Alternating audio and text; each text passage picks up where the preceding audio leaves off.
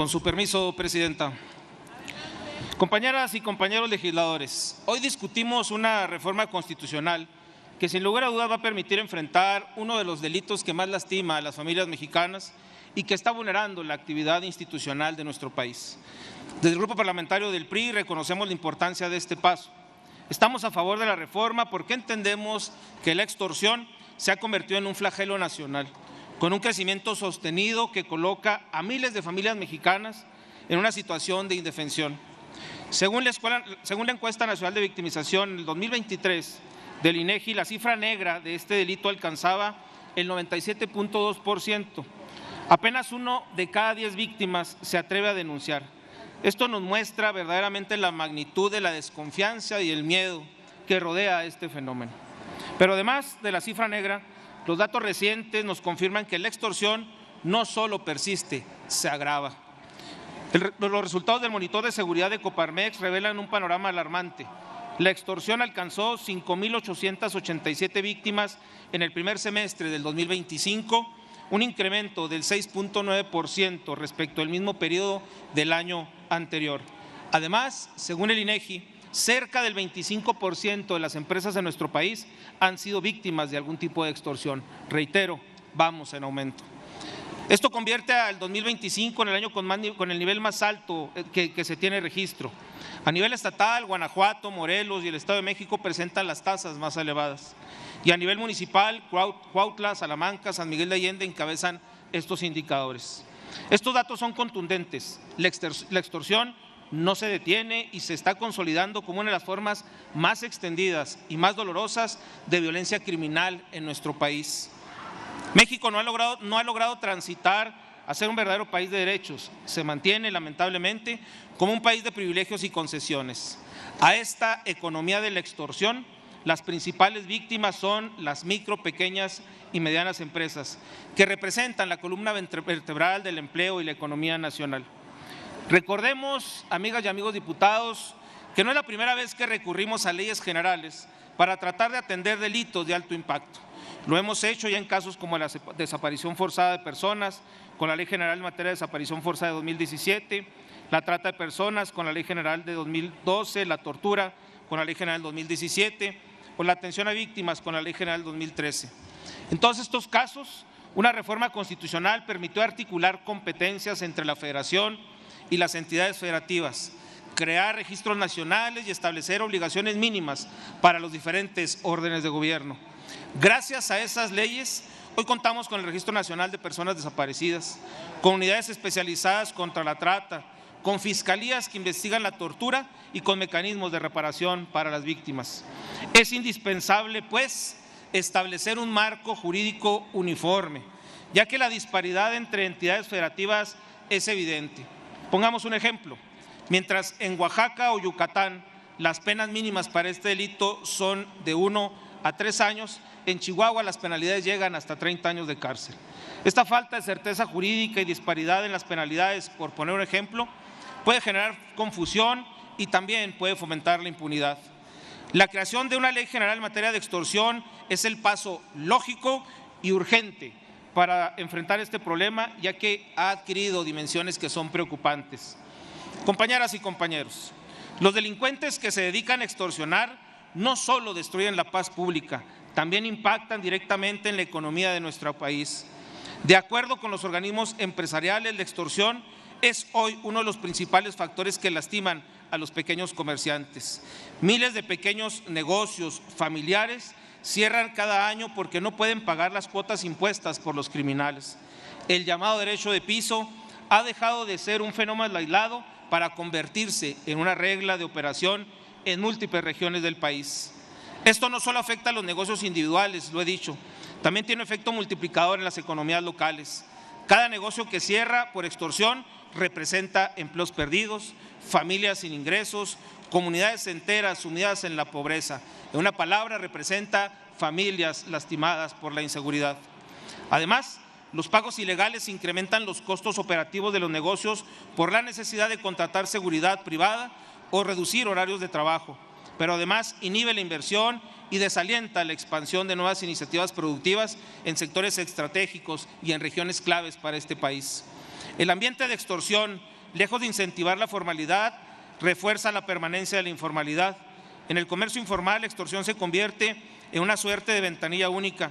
Basta con pagar una cuota al líder de ambulantes, al policía o al grupo criminal que controla la zona y el comerciante puede operar bajo un acuerdo implícito de protección. En cambio, la pequeña y mediana empresa formal se enfrenta a un verdadero laberinto burocrático, permisos, licencias interminables, inspectores, diversas dependencias que le exigen pagos, cuotas ilegales, policías que permiten sobornos para dejarlos trabajar, sindicatos sin representatividad que pueden emplazarlos a huelga, en fin, en muchos casos la formalidad se vuelve más vulnerable y costosa que la propia informalidad. Pero el impacto económico de la extorsión no termina ahí. También golpea de manera directa, y esto es algo que debemos de prever y cuidar en la ley general, directamente a los municipios. Porque los grupos criminales, escúchenlo bien amigas y amigos, buscan apropiarse de fondos y recursos que son públicos. Presidentes municipales, especialmente en zonas rurales y con pocos recursos, son obligados a desviar partidas presupuestales para la seguridad, a la obra social o a la infraestructura, cediendo el control mediante la extorsión a las mafias locales.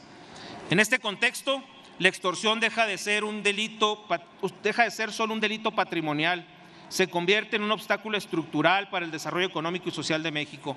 Ninguna estrategia de crecimiento será sostenible si las inversiones, los empleos y los presupuestos públicos están sujetos al chantaje del crimen organizado.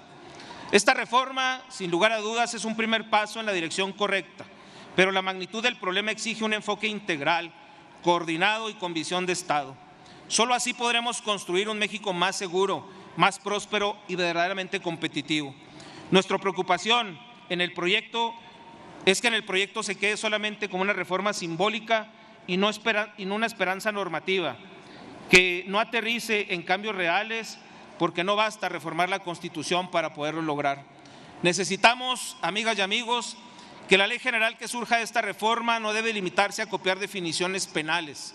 Debe de contemplar protocolos nacionales de investigación que permitan coordinar las fiscalías locales y la federal, un registro nacional de extorsión para dimensionar el problema y diseñar políticas públicas basadas en la evidencia, unidades especializadas en las fiscalías con recursos, sí, con recursos etiquetados para la capacitación, la supervisión y la persecución del delito, mecanismos de protección inmediata a las víctimas que hoy enfrentan de manera solitaria la amenaza y el miedo, una figura de rendición de cuentas y sanciones claras para las autoridades que no cumplan con los mínimos establecidos, establecer un programa específico para poder coordinar con los gobiernos estatales la extorsión que sufren alcaldes, presidentas y presidentes municipales de este país.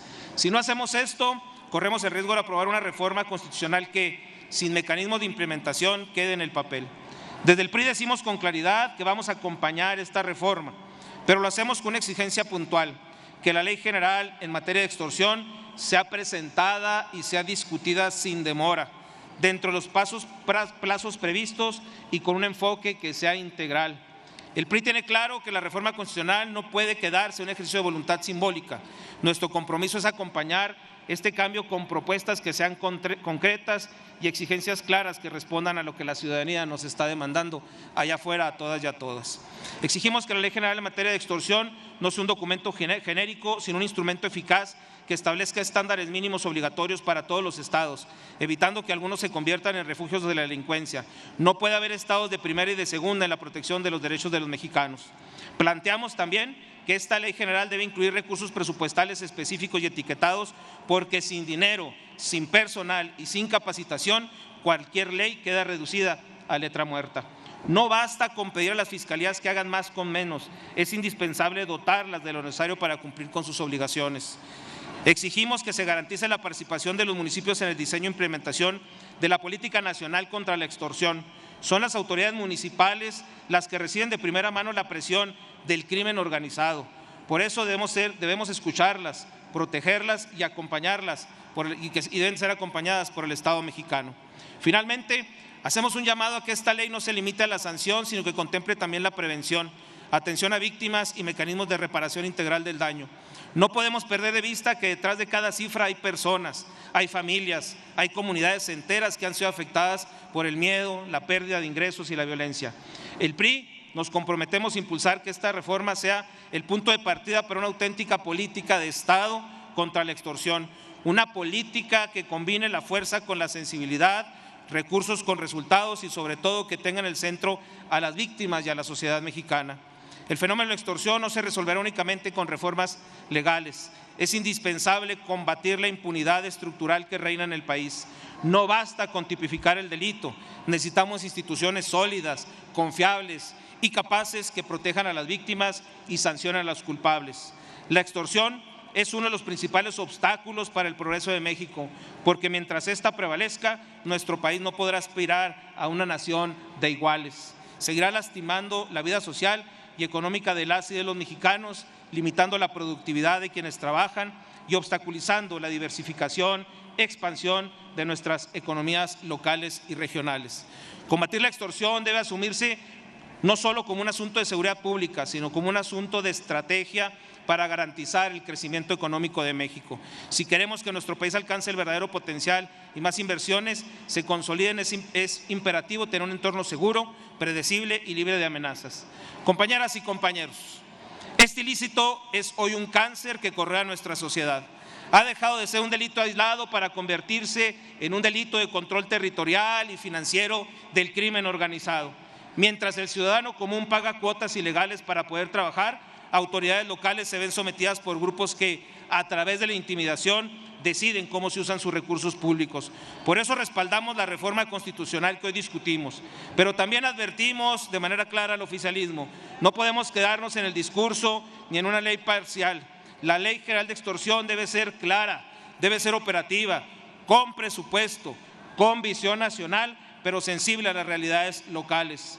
Desde el PRI refrendamos nuestro compromiso de trabajar con todas las fuerzas políticas para que esta ley general se construya, reitero, pronto, se construya bien y sobre todo se traduzca en resultados tangibles para las y los mexicanos. Hoy, frente a este pleno, reiteramos desde el PRI que combatir la extorsión no es solo una obligación legal, es una responsabilidad moral, es una responsabilidad política con el pueblo de México.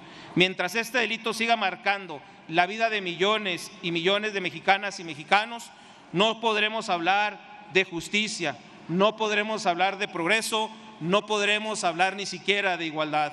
México merece un futuro libre de miedo.